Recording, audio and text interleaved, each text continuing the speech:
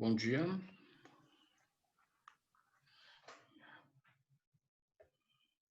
Bom, vamos começar então?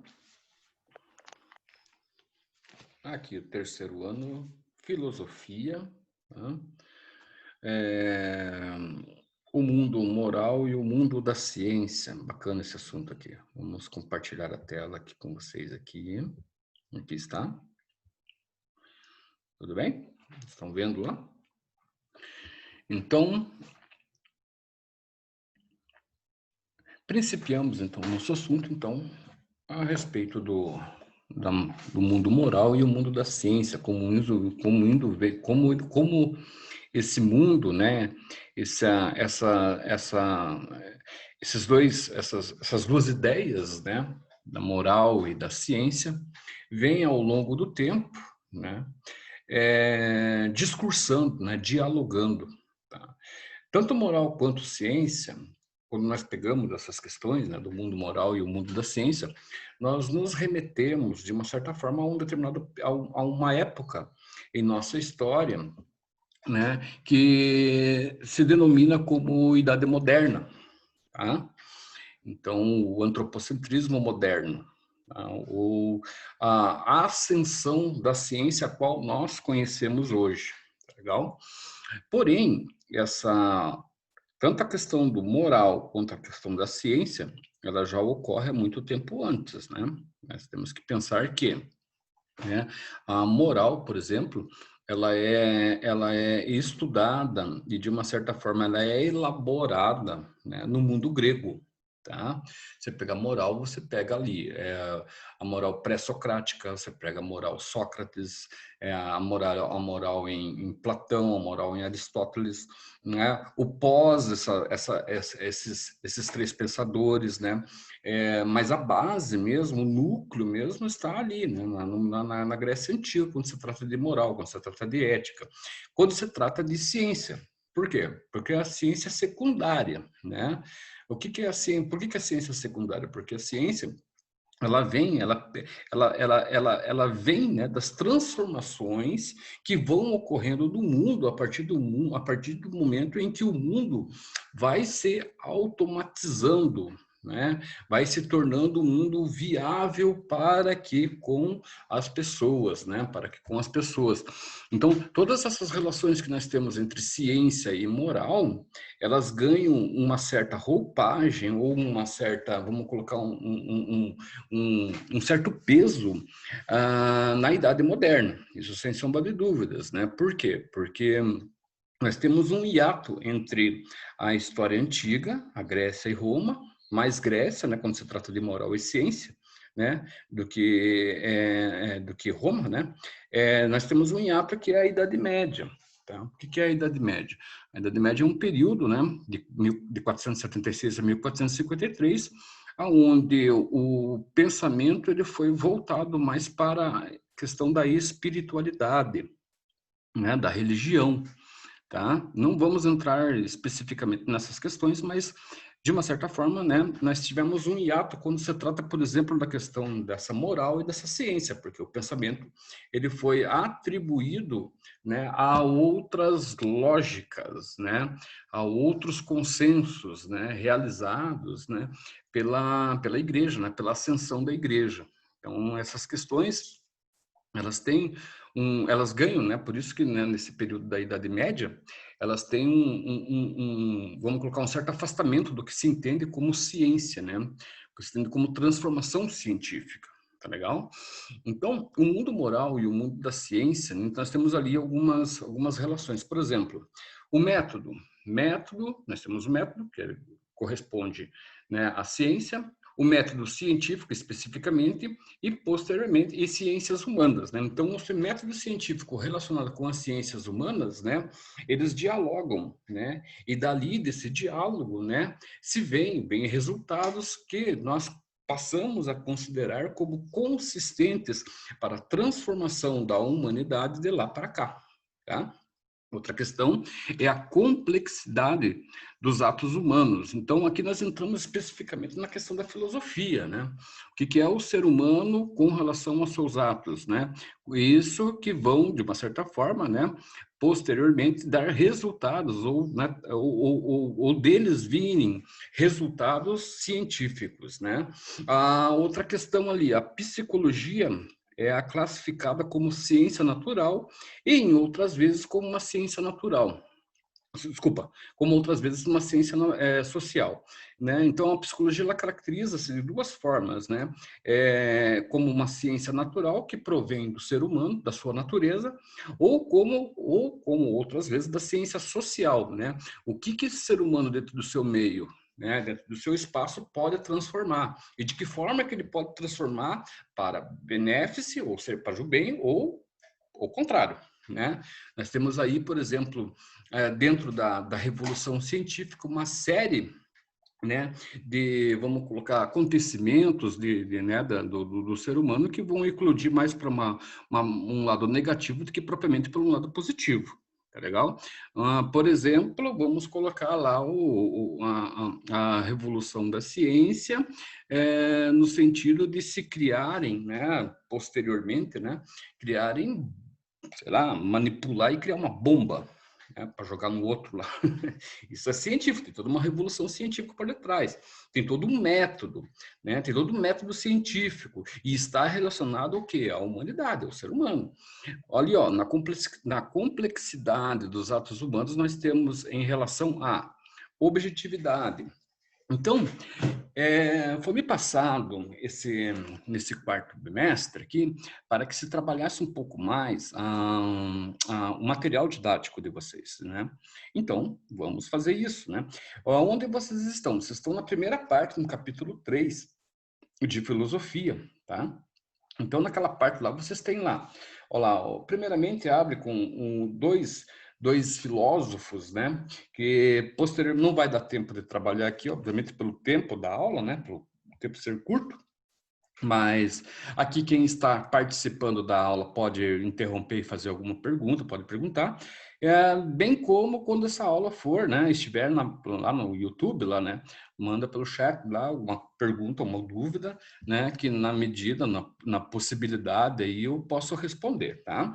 Mas fica a vocês, né, tanto na apostila ali, sobre o Karl Perker, desculpa, o Karl Popper e o Thomas Kuhn, né, cara? São dois filósofos, né, teóricos aqui no caso desse capítulo 3 aqui, tá?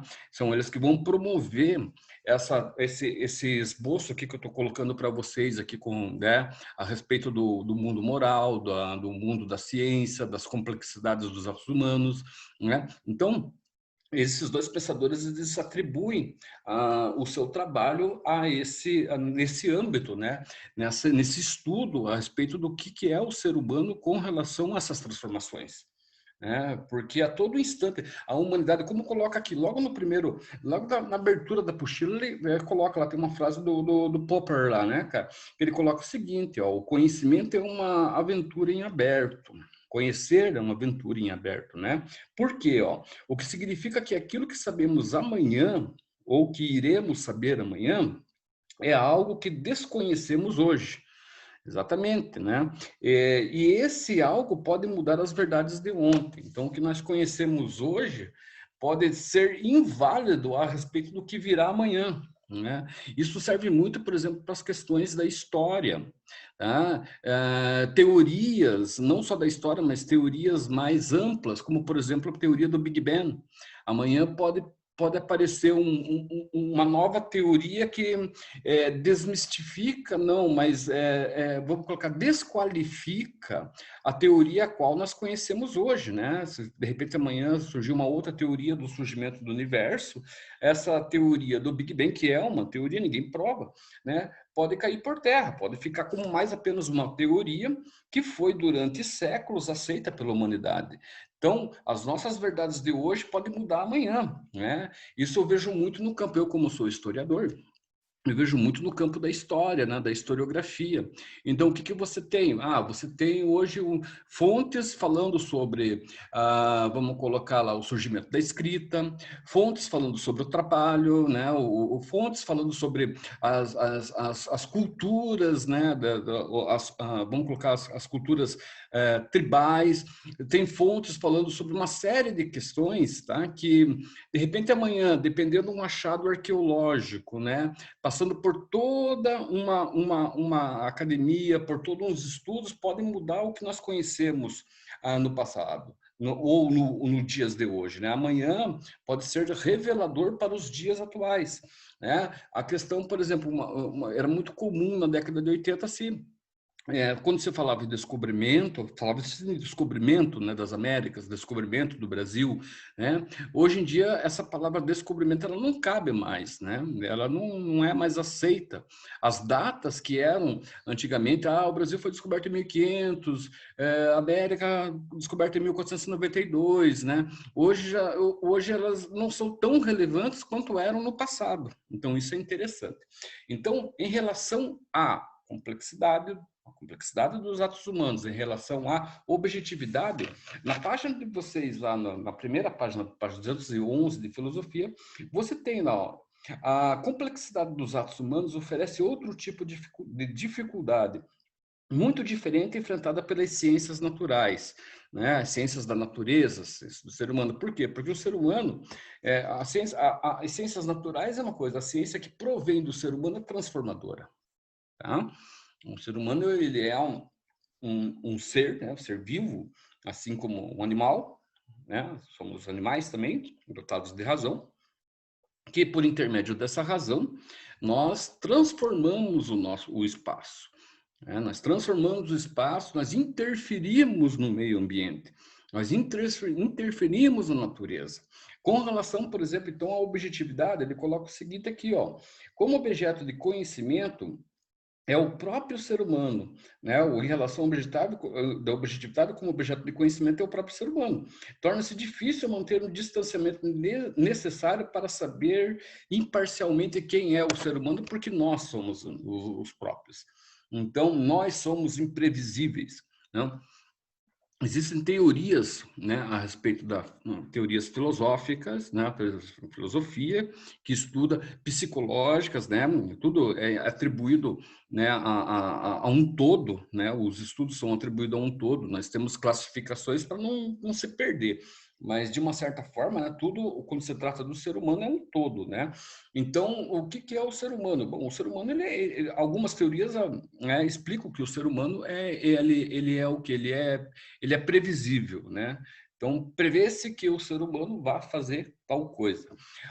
Enquanto outras teorias preveem que o ser humano é imprevisível, né? Eu sou mais da teoria do imprevisível, né?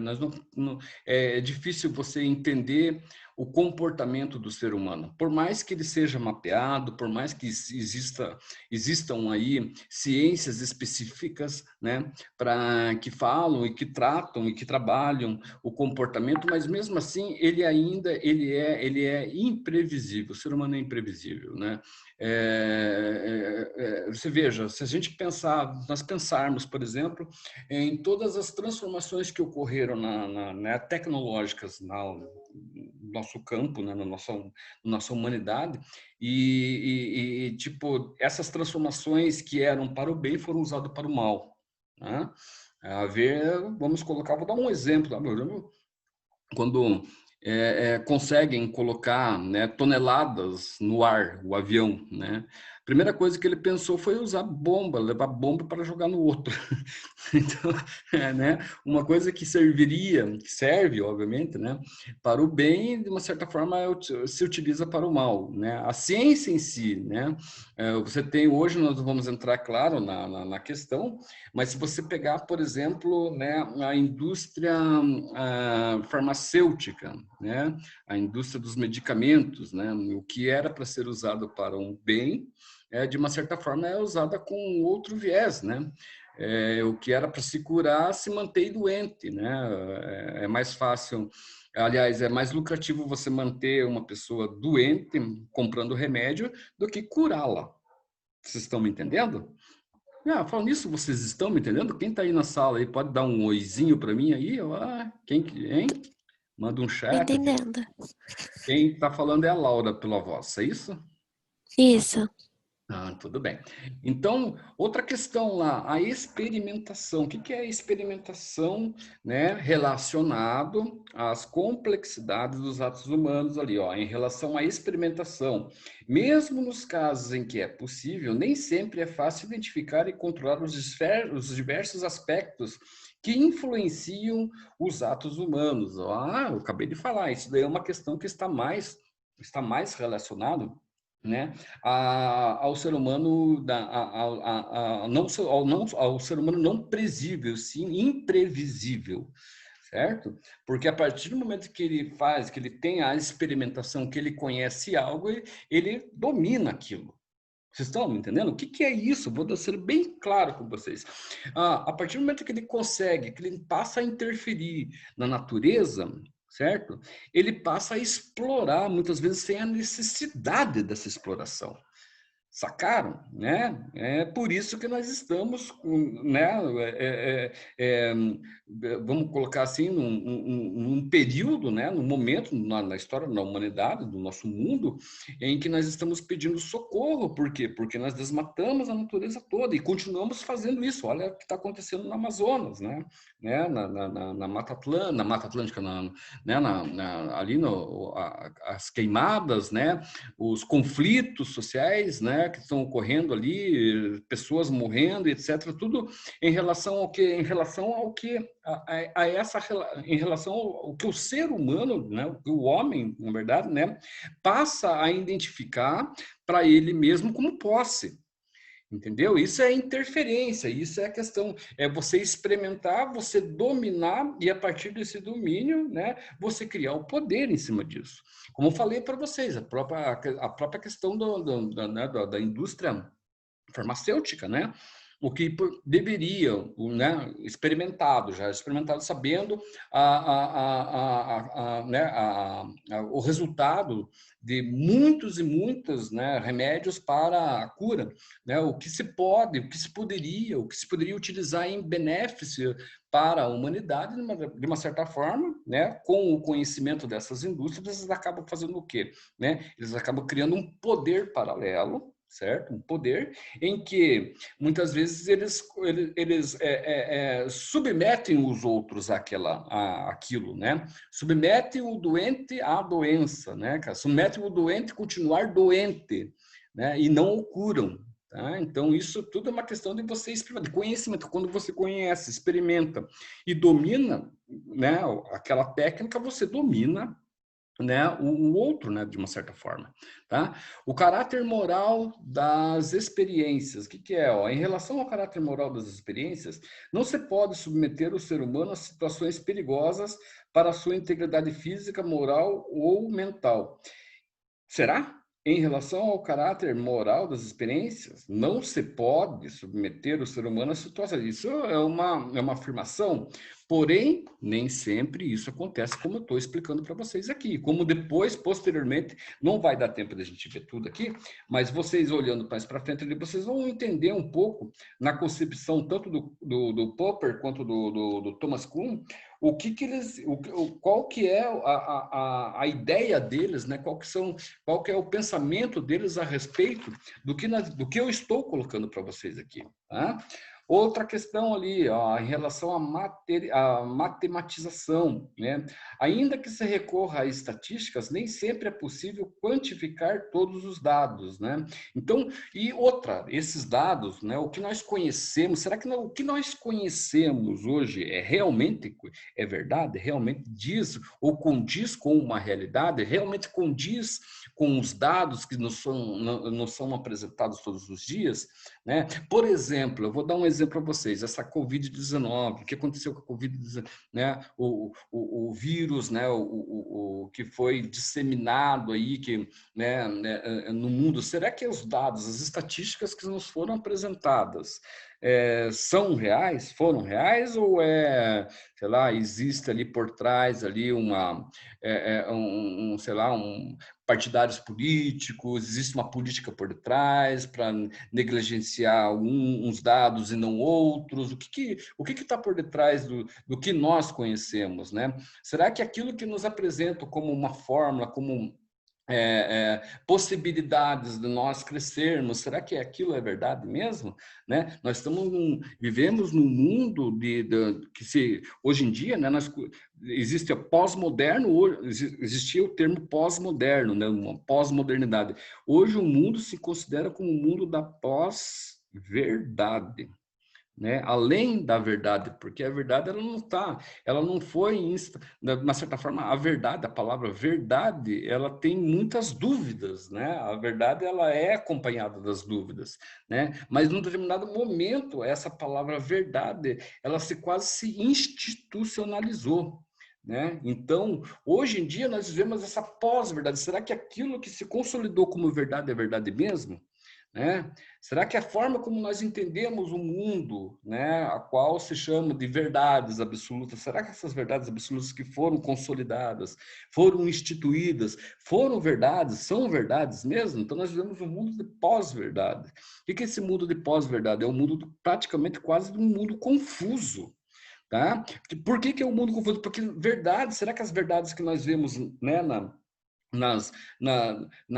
no meio aqui, nas plataformas, nos sites, nas redes sociais, será que são verdades? Mas será que o que foi instituído como verdade é verdade mesmo? Foi verdade? É verdade mesmo? Porque nós não conhecemos. Né? A verdade vem da onde? Nós estamos falando de filosofia, minha gente. A verdade vem da onde? Ela vem do pensamento do ser humano. E quem que é esse ser humano que institucionalizou esse pensamento, se consolidou como o que é o certo, o que é o errado, o que é o bem e o que é o mal? Nós vamos lá para a Grécia Antiga. Porém, se nós formos lá para a Grécia Antiga, lá para aquele momento lá, a situação, a história, vamos colocar, a sociedade que se pensou certo, errado, bem e mal, era diferente das nossas necessidades de hoje.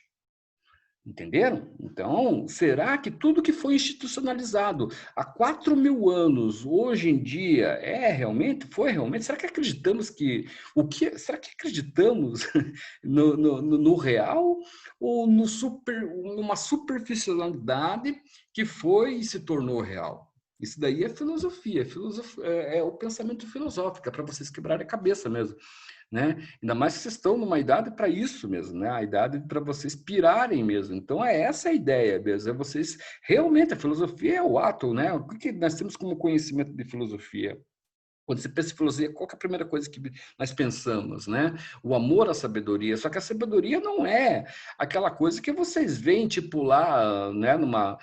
Geralmente, nós entendemos o pensamento, ou aceitamos o pensamento por intermédio do outro. Né? E muitas vezes esse outro é alguém muito próximo de nós, certo? Que talvez seja muito distante do outro. Eu vou ser não vou ser claro, mas eu vou tentar explicar, né? O que de repente um pensamento para mim é verdade, que eu me baseio num filósofo, que eu me baseio, por exemplo, numa pessoa que é pública, né? Pode ser um músico, pode ser um artista, pode ser quem for, né? De repente para o outro não. Certo? Então, todo esse pensamento, a pós-verdade é quase uma confusão, né? É uma confusão, porque nós não entendemos direito o que foi a pós-modernidade, né?